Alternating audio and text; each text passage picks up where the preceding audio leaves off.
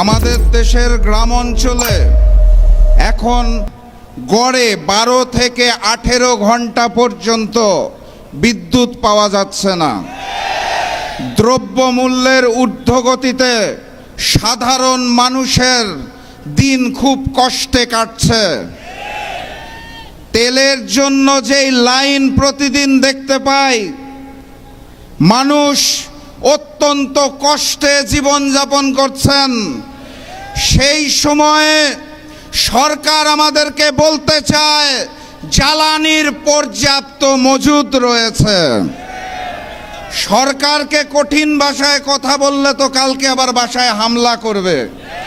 তাহলে সম্মানের সাথে, বিনয়ের সাথে বলতে হবে, মাননীয় প্রধানমন্ত্রী, মাননীয় স্বরাষ্ট্রমন্ত্রী, মাননীয় জ্বালানি মন্ত্রী, এতই যদি মজুদ থাকে তাহলে এত বড় লাইন কেন? এই মজুদ কোথায় রেখেছেন? নতুন হাওয়া ভবন কোথায় সৃষ্টি করেছেন? সম্মানের সাথে বলা হয়েছে তো নাকি? আলহামদুলিল্লাহ। আর আজকের এই সমাবেশ থেকে স্পষ্ট ভাষায় জানিয়ে দিতে চাই, গণভোটের জনরায়ের আলোকে ওই জুলাই সনদ এই বিএনপি সরকার বাস্তবায়ন করবে না।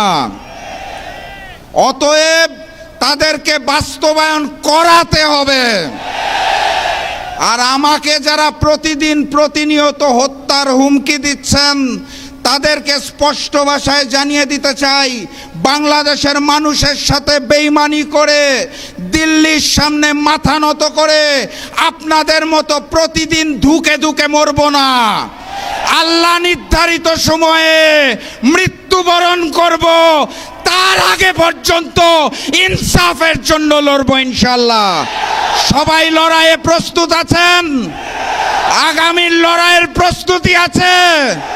ইনকিলাব, ইনকিলাব, ইনকিলাব, ইনকিলাব।